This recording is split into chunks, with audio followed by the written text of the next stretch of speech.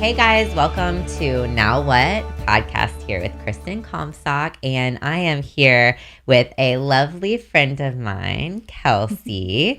And before we get started, I just want to remind everybody that our podcast really is to talk about all the now what moments that we might experience as women, whether it's abortion, miscarriage, our work-life balance, our mom-life balance, you know, all the things that we're juggling or things that we've experienced in life in general. And so we want to really touch those topics that maybe aren't often talked about or they're just not talked about enough. So Kelsey, I'm going to introduce you. So you're married and you have 2 kids. What are their names? I have a girl, Jetta, and a son, David. Aw. And they're younger though. Yeah, 6 and 3. So they're still in the I need mommy all the time phase. Yeah, I was going to say. And also, you also are a business owner. So tell us a little bit about what you do. Yeah. Well, thanks for having me. I'm so excited to be here and just encourage women. So I do own my own business, and I do personal training out of my house, and then I host my own podcast as well, the Fit Christian Woman podcast. So I love being here and encouraging women, and on that I just share about health and wellness and encouragement and how to be a fit mom, and the mom part is really the big element. Yeah, exactly, because we're called in so many ways to do so many things. So just to kind of meet the moms where they are and say like, hey, you can do this. You can be the healthiest mom in this season of life. And I love how you combine like the mental, physical, emotional, and spiritual health.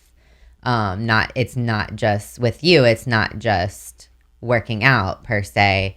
You really combined you combined it all together so that women can really see like what it's meant for them to be healthy, like what it actually means. Yeah, definitely. I think that if we only put all of our eggs in the physical basket, then we're kind of left depleted mentally or spiritually. And just to kind of wrap that all up as being women, we're emotional. We do everything with our heart and our soul in all of it. So just to kind of bring awareness to all those things, to be in a healthy alignment can really just help you soar if you want to spend more time on the physical, if you want to spend more time on the mental or the spiritual. I love that. So, which leads into what we're going to talk about today, which is mom life balance, which I really, really love because I can't tell you how many women I've heard like, hey, what do you do? Like, I mean, I have a lot of clientele with the industry, being in the real estate industry, and everyone's from all different types of walks of life, and they do all different occupations. Some people, both parents work. Some people, the wife stays home and they don't have kids, but she still stays home.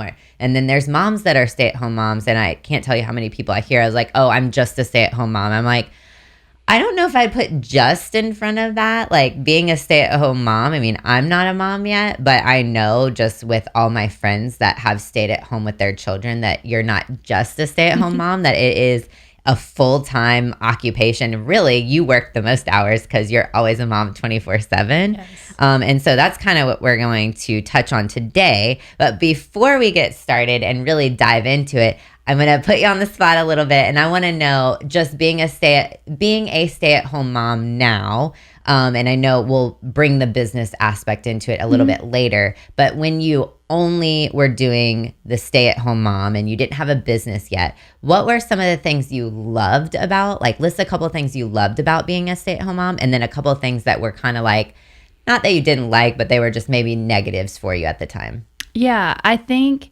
seeing them grow like every moment, like just by serving them lunch each day, like you get to see that like, oh, now they can actually get the spoon in their mouth. Right. Like those little moments that are easily kind of like glazed over or missed were really important. Or like, okay, yeah, I helped her get dressed for so long, and now all of a sudden she like came out and yeah, of course her clothes didn't match, but she put them on herself and she's happy. You know what I mean? Right. So out the door we go, like mismatched clothes and all. So those little milestones I think are easily overlooked, or can just become, I tried to really pay attention or celebrate those things because so many women have told me since the minute I think I even started showing, I think it was before the babies were born, that like, it goes so fast. And I kept hearing that and I'm like, okay, strangers are all telling me this. So I really tried to take time in the moment and say like, okay, yes, this is hard, or yes, I'm struggling with this today or whatnot, but to be like, hey, like, let's enjoy this moment. Yeah. And then, so what would be some of the things that maybe you struggled the most with being a stay-at-home mom, or that really challenged you? I don't want to say that you didn't like, because I think as a mom, just from talking to all my friends, that you really do enjoy all of it, even though you have hard days. But I know there's things that, are challenging with each person individually. It's going to be different from mom to mom. But what were some of the things that were either challenging or just a difficult season for you? Yeah, that's a good question.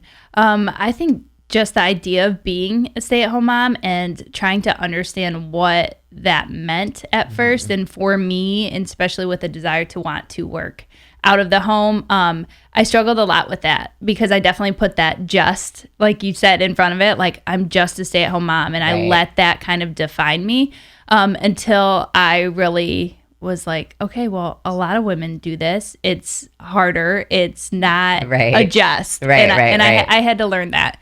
That for me was one of those stigmas. So I'm glad that you highlight that. Yeah. So then that leads us into your now what moment for this particular topic. What was that moment for you where you kind of had a revelation about staying at home, and obviously you had a desire to want to work? So what did that now what moment look like for you? Yeah. So I was being a stay-at-home mom, not sitting, of course, because I'm sure I was running around doing all the mommy things, but just kept feeling this call in my heart to want to work. Honestly, just to work. I don't even know that it was to want to work outside of the house or whatnot. So just to work. So, and I had those doors shut in the traditional sense, or the way I had worked before, time and time again. So that's when I kind of realized, like, okay, I'm a stay-at-home mom. This is what I'm doing in this season. But then came to that now what moment of, okay, I'm a stay-at-home mom, but I'm ready and called to something more. So like, now what? Right. So would you say that you're still currently navigating kind of your now what? I mean, I know you've obviously had like the revelation, but would you say it's something that you're still navigating, or do you feel like you have it kind of figured out? I definitely think that with each age group, I'm still navigating it. So still stay-at-home mom first, but then have been able to kind of create this business while being mom first. Yeah. I love that. You said while each age group or each stage, I guess, they're going through, because I'm sure what works during one time in one season, overnight, maybe, this isn't working anymore. Yes, exactly. Especially as they age, or if they go to school in the traditional sense, which is how we plan to approach it now. But who knows if that'll change and how that'll morph. So yeah, as of right now in this stage, still progressing, but, jiving in this stage. So did you originally, before all of this, right, and before where you're at now, did you originally plan, when you thought about having your own children and, starting a family with your husband, did you originally plan, or was it your original goal to be a stay-at-home mom? No. Okay. No. You said that really quickly. Yeah. So. And I don't think it was ever my husband's always been really supportive. So unless he never voiced it, I don't know that it was his plan either. So It was, if that's never kind of like it's almost was like in my blind spot, right? Like I never had vision of it. It was just out of my vision. So, I mean, my mom was a stay-at-home mom. I mean, I know that I have friends, like it was a thing, but for me, it just was not. So why was it not? Because, like you said, was it that you just didn't think about it, or was it because your plan was to work, or? I think it's just was the desire of my heart to work. I loved the job that I had prior to moving, which kind of started the whole stay-at-home mom role, which, well, I guess that's not true. I started lessening it before I moved to this area, as going part-time. So then I kind of got to be mommy and worker at one time. But for me, it's just always, I just love the desire of interacting with other people, meeting new people, helping people. And you're a pretty active person. Yeah, obviously. I'm on the go a lot. You train people and whip us into shape in all aspects of our life. Right. So I could imagine that maybe it would have also been hard for you, like, again, if you look at it with the stigma of just being a stay-at-home mom, then it's like, well, but I want to work because I'm active and like you like working. I mean, I don't have kids yet, but I stayed at home when I got out of the military and my husband was still active duty, and I thought I was going to be like this amazing wife and I was going to cook dinner and I was going to work out and be amazing looking, and my husband was going to come home and I was going to be like, babe, dinner's ready. And then I started doing it and I was like, I can't do this. I'm going to go crazy. Sure. So I imagine for someone like you being active, it's not that you don't want to be a stay-at-home mom. It's just that you desire to do more also. Yeah, it was definitely learned behavior to find the excitement in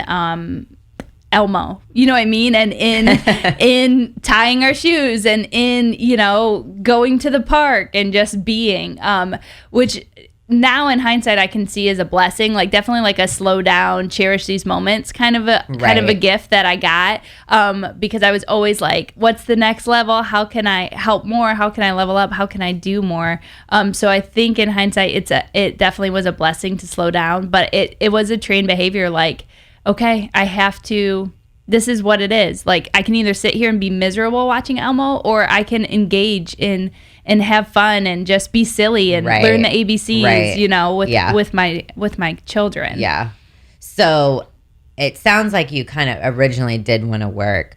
What was the reason behind that? Was that, like, did you consider part of your identity to be what you did? Or kind of talk to me about, like, what the initial, again, where you're at now, what the original feelings were towards working versus not working. Yeah, definitely. Like I had mentioned, we moved to the area. So besides losing a job, I lost, family and friends and stuff. And I just didn't feel like, I was kind of like, who am I? Right. What is this? Like, I know I have this title of this profession, and that's where I was finding my identity. So when that was taken away, it's like, well, what? I don't contribute anymore. And then it's like, well, you have this title as mom too. And it's like, well, that's not enough. And I think that women can get lost in their profession and they can get lost in the role as mommy too. And that's why having that mom life balance is really important, because you don't want to let those roles become your identity, because the moment that you do, when they change, because our kids are going to grow up. I was just going to say, at some point they're not going to be there anymore. Yeah. So if you let that consume you, you're right. I've seen it from both sides, where people work and their occupation and what they do for a living totally consumes their identity. And then I've also seen it where friends staying at home and their kids grow up and they go to college, or they get married, or whatever the case is, and they're starting their own family. And then you've got a marriage that maybe they don't know each other very well anymore because the mom was so focused on the kids, or, they're just like, well, now what am I going to do? Because I've stayed at home for so long. So I think it's a really great topic to talk about, that work-life balance or the mom-life balance, because I think it's needed and necessary. And I think God wants us to have it too. Definitely. If we're finding our identity in these titles or outside of the role of who he's called us to be, we're kind of missing the mark. Yeah. So let me ask you this, and this is going to be a harder, more personal question, but I think it is so applicable to so many women, especially moms that decide to stay at home with their children. So you have 2 little ones, obviously under 6. Did you ever experience any type of postpartum where you're like, okay, I feel like I don't have an identity. Now I'm a mom. Did you ever feel any of those feelings or have any of that depression or stress or anxiety with becoming a mom? Yeah, I'm so glad you brought that up. I feel like now society talks about it a little bit more. There's less stigma around it, but certain people you can look put together on the outside and still be like in agony on the inside. And that's definitely how I was with my first one. So still, while being a mom, but working full time, it definitely started with postpartum. So you have those hormonal shifts and things, but it's just like, you're just kind of sitting in it and walking in it. And yes, I love my children and I was doing all the right things. I never came so severe where they were in neglect or anything, but it's just like, sometimes it's just like, I don't want to do this with my first one. And then thank goodness over the course of the year, the years before our second, I was able to say like, hey, I need help, and find somebody to talk to and walk through that with, and just trying to get my mindset right. And then by the time my second one came, just able to kind of walk in the whole role of mom easier, and then know that these swings might come and that they're normal, and how to better deal with them. And I love that you said I need help, because I think so many, like when you think a stay-at-home mom, or at least when I do, I think of kind of a superhero. Like they're going to do the groceries, they're going to cook, the house is going to be clean. Like there's all these stigmas. The kids are going to be taken care of. They're going to give them their activities. They're not just necessarily like staring in front of the TV all day, because we don't want our kids doing that. And so you're doing all these things. And so I love that you said, I need help, because if you're feeling those emotions and you're already trying to navigate, I imagine, especially with the first child, and your life's going to change so drastically, having a little human that you're now responsible for. I imagine that just saying I don't have to do it all and I can ask for help is huge. Yeah, I feel like I set these untalked about expectations for myself, or how I thought it would look. And yeah, I'm going to do that activities, and my kid won't have screen time until they're at least 2, because that's what the studies say. And I'll keep the house clean, and I'll make sure she only eats organic food or whatever, you know. I'm going to plant a garden. Yeah, exactly. And then, you know, pretty soon Netflix is on because she likes the sing-along songs, and we're eating chicken nuggets, and life still continues, right? And you know what? And you're still a great mom. Yeah, thank you, right? So it's like these expectations we set for ourselves, because it is the unknown, right? It's exciting time, especially with your first. Like, you don't know, and you want to give them all the things either you loved about your childhood, or the things maybe you didn't have, and so people are telling you that will be great for your kid, or exactly. whatever. So you go in setting these kind of expectations that, when you don't meet them, add to that postpartum swing. I definitely think. So did you kind of like push and pull and kind of fight against like really accepting the fullness of being a stay-at-home mom? Did you fight that a little bit? Oh, all the time.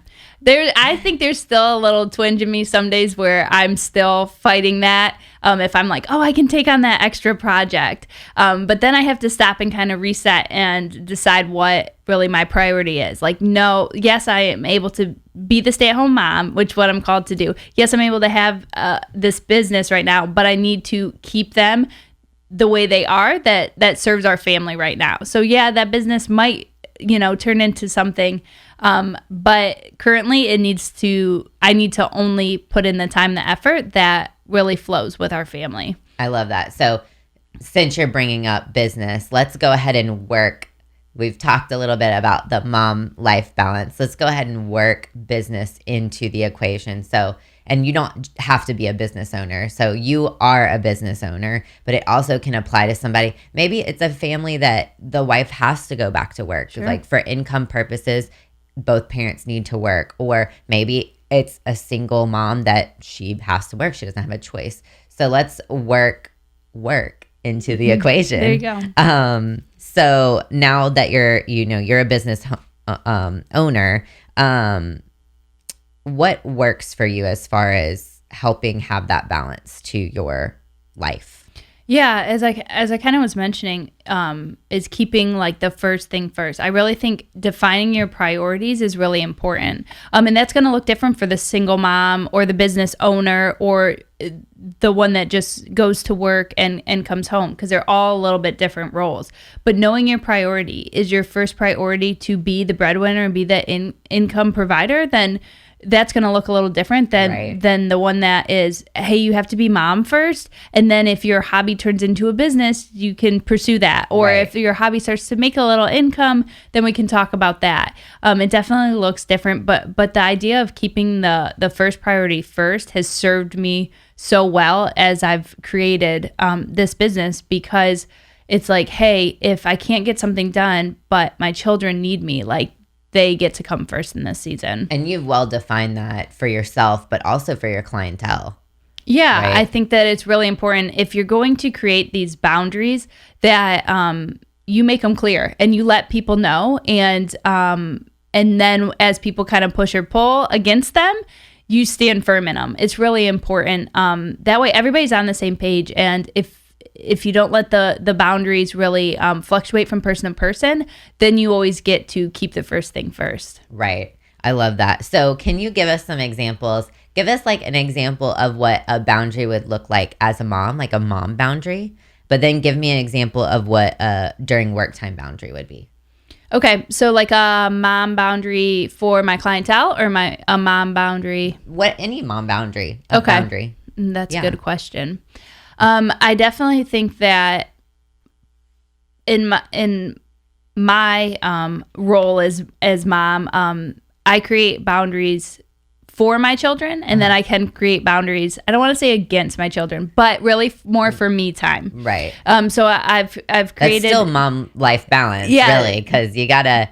If you're barely hanging on, you're not gonna be able to be the healthiest version of yourself for your children. Yeah, definitely. I agree with that 100%. So creating a little bit of space for me, whether that's like, hey, after dinner, I'm going to take a bath. The kids get a little TV time and everybody knows like, yeah, they'll come in if there's an emergency or they might just come in to say hi anyway. Right. But it's still like that me time. Right. It is something that I've created in my family. My kids understand that, right? At first, it was a little bit harder, push and pull, and I'd just be like, can you please, They might come in the whole time you're in the tub instead of just a little minute where, remember, mom's taking a bath. Yes, it's mommy's time. Yeah, can you go out, shut the door, the TV's on, why don't you go enjoy? If you don't want to do that, find something to color. Yes. So giving them a little guidance still in that, because they have to be taught too, right? I feel like you're creating such responsible little human beings. Yeah, I hope they exhibit that all the time.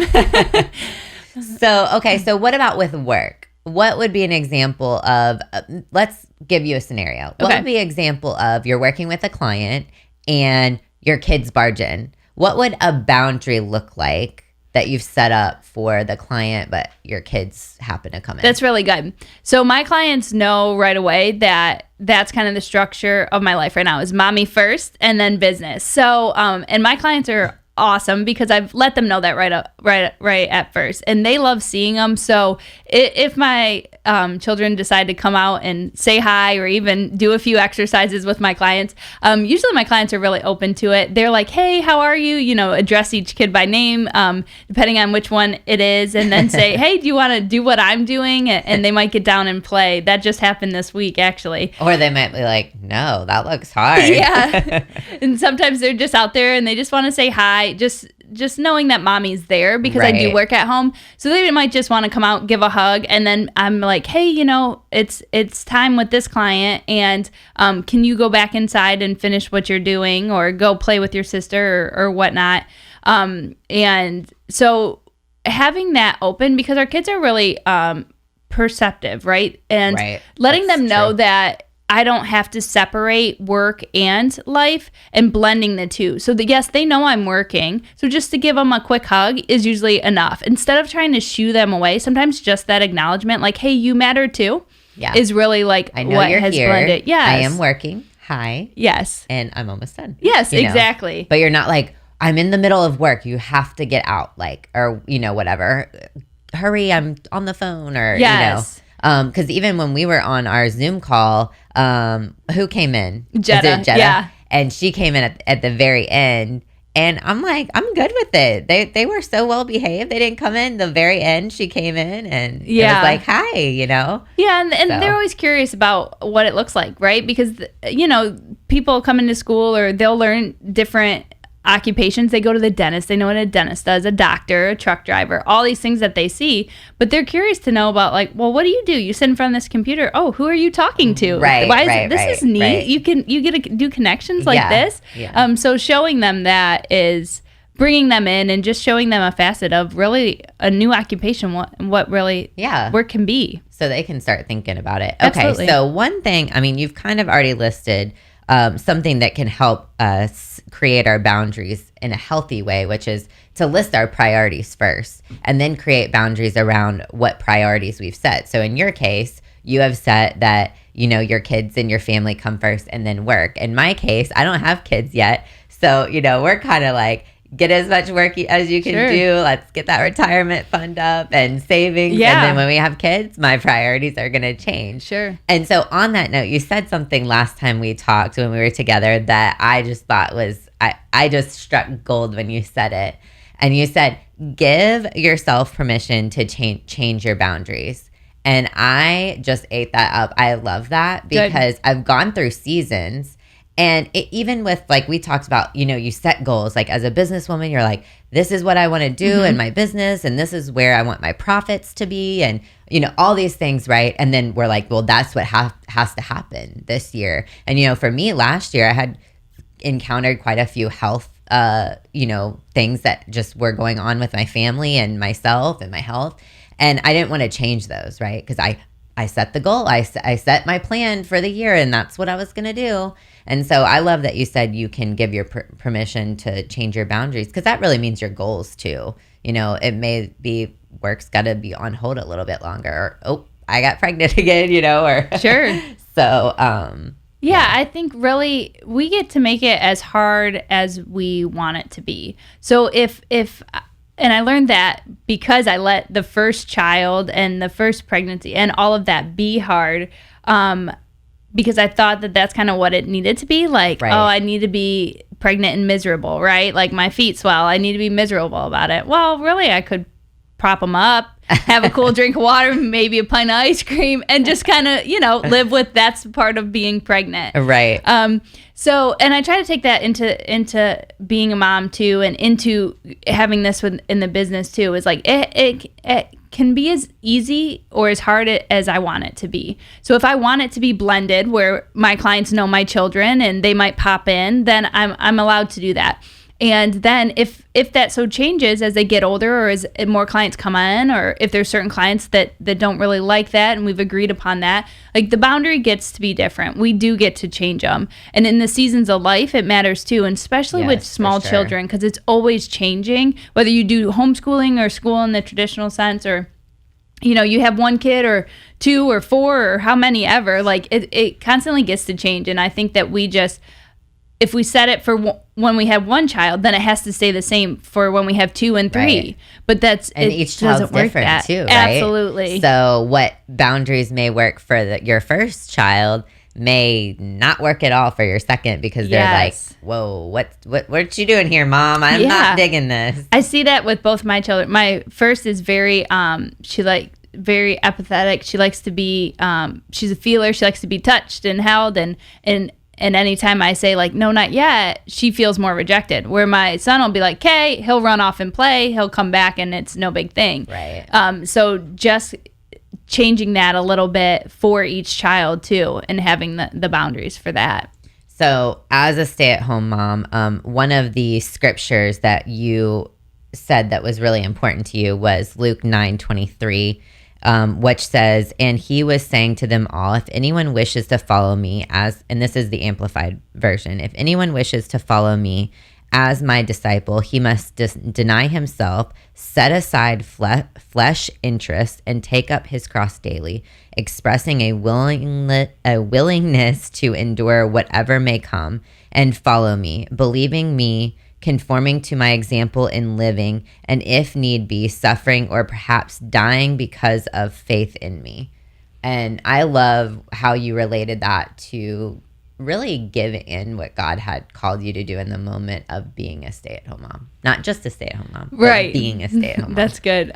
Yeah, it was so hard, and I felt like I had fought it, or tried and applied for different jobs, and really even stretched myself like, oh, I could do this job, when really it was kind of out of my wheelhouse, just thinking that I wanted to work. I wanted this as an occupation. I wanted all these things to look different than what I had. So really when it was like God had kind of shut all those doors and was like, when are you going to just be okay with being in this season? And the moment that I surrendered to being a stay-at-home mom and being like, okay, I'm not even going to start pursuing a career. I'm not going to continue to look. I'm going to just be and enjoy it and receive it as a gift. And be present. Exactly. I was able to, things got a lot easier. Yeah, the loads of laundry were still there, and there were still bad days, but I was able to kind of sit and just enjoy coloring with my 2-year-old and whatnot. So it made a difference. And I love that you brought in Philippians 2, 1-5 for when you kind of began to add your business into the picture for your mom life balance. And I'm going to read the Passion Translation because I just think it's such a just full of flavor. I love it. So Philippians 2, 1-5 says, "Look at how much encouragement you've found in your relationship with the Anointed One. You are filled to overflowing with his comforting love. You have experienced a deep friendship with the Holy Spirit and have felt his tender affection and mercy. So I am asking you, my friends, that you be joined together in perfect unity, with one heart, one passion, and united in one love. Walk together with one harmonious purpose, and you will fill my heart with unbounded joy. Be free from pride-filled opinions, for they will only harm your cherished unity. Don't allow your self-promotion to hide in your hearts, but in authentic humility, put others first and view others as important than yourselves. Abandon every display of selfishness. Possess a greater concern for what matters to others instead of your own interests. And consider the example that Jesus, the Anointed One, has set before us. Let his mindset become your motivation." And I love that because it really applies to that teetering of your calling to be a stay-at-home mom with being a business owner now. And I just love that because when as I've gotten to know you and everything, I really see you as having the humility. That's one of the things I really respect about you. Thanks. And so I love that scripture because it really is, it's so applicable to someone that is a stay-at-home mom or that's trying to balance being a mom with whatever the other responsibilities are in their life. Yeah, I think how it talks about encouraging one another and valuing others higher than yourself, and then really coming back to that one-mindedness with God and with Christ is so important. It's been how I've tried to build my business, because when people ask you for help in their health, like they're really bringing you into a deep part and a vulnerable state in theirs. For sure, yeah. So trying to just walk in the way that and really align with Jesus and be like, how would you view them? How do you view this situation? How can I show them more of you to help them through their struggle? Right. And of course, I have the science background and I know how to do the things here in the physical. Right. But it's so much deeper than that. And we were really created as a unique being. Amen. And we're not just physical. Right. So it's a huge proponent, and definitely I know a struggle of many, but it's really a very complex equation. Yeah. Okay, so what I want to leave everyone, which is the last scripture that we really had talked about before we sat down for this conversation, and that is 1 Thessalonians 5:24. And this is really what is, you applied to being weary in business, but it can be applied to being weary as a mom too. That's good. And so we're just going to leave you with this one.